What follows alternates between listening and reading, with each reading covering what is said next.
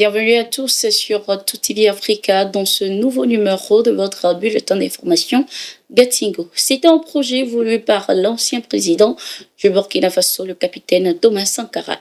Il s'agit de l'Institut des peuples noirs qui avait vu le jour en 1990. Malheureusement, cet institut a été fermé après l'assassinat de l'ancien président. Pour faire revivre sa mémoire et poursuivre la lutte pour l'émancipation de l'Afrique, le capitaine Ibrahim Traoré, président actuel du Faso, a décidé de le relancer. La décision a été prise en Conseil des ministres ce 14 mai 2025. Il sera nommé Institut des peuples noirs Farafina, IPN Farafina. Pour le porte-parole du gouvernement burkinabé, l'IPN Farafina aura pour mission de réaffirmer les idéaux de souveraineté, de panafricanisme et de renaissance culturelle africaine. Selon les informations, cet institut mènera ainsi un combat contre l'impérialisme et s'engagera fermement pour la renaissance africaine et la défense de la cause du continent noir.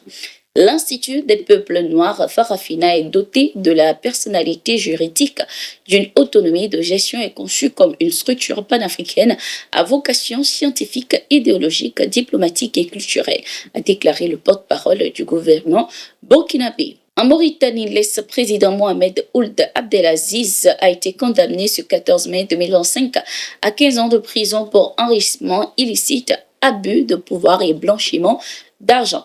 Cette décision, plus sévère que sa première condamnation à 5 ans en 2023, met ainsi fin à un long procès ayant révélé un système de détournement massif durant ses 11 années au pouvoir. Entre 2008 et 2019, l'ancien dirigeant aurait profité de son influence pour détourner des fonds public via des montages financiers opaques incluant sociétés écran et comptes offshore, a estimé l'accusation. Les enquêteurs évoquent notamment des dizaines de millions de dollars détournés, notamment dans des transactions immobilières frauduleuses. 10 autres accusés, dont 2 ex-premiers ministres, ont également été condamnés, confirmant ainsi l'étendue du réseau. En détention depuis janvier 2023, Ould Abdelaziz, l'ancien président mauritanien qui a toujours nié les accusations, a vu son recours en appel rejeté malgré la requête du parquet réclamant 20 ans de prison. Ce verdict historique marque un coup d'arrêt à l'impunité des élites et pourrait redécider l'équilibre politique mauritanien tout en renforçant les attentes citoyennes en matière de redevabilité selon les analystes sur le continent.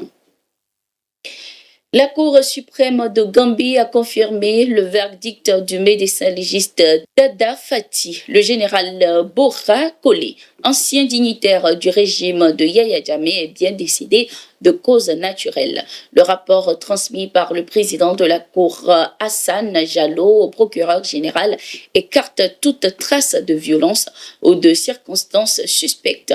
Selon le document daté du 5 mai 2025, des pathologies préexistantes auraient provoqué son décès. Le juge, après examen conforme à la loi sur les coroners, a validé la régularité de la procédure. Il a également ordonné à l'armée et au ministère de la Défense d'informer la famille du défunt.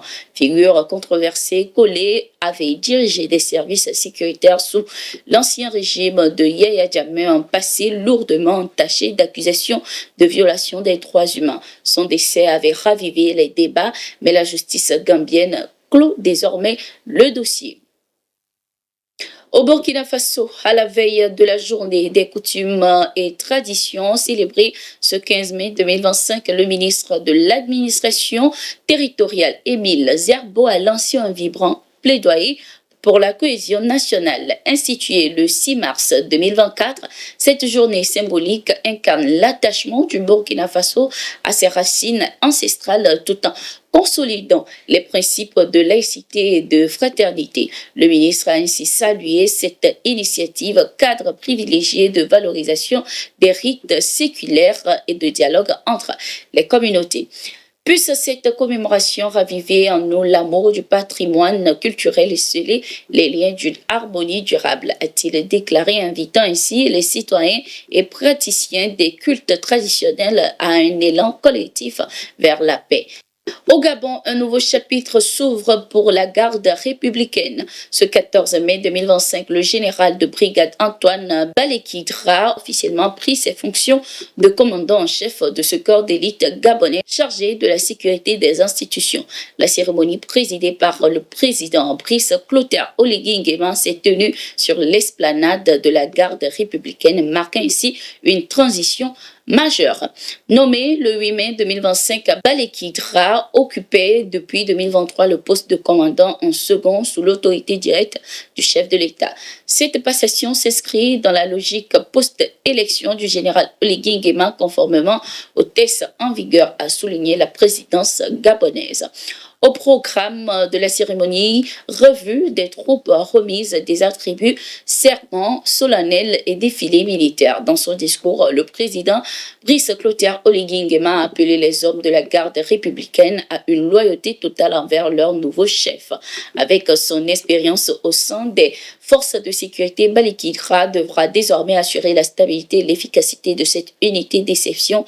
Mission clé, protéger les institutions sans faille.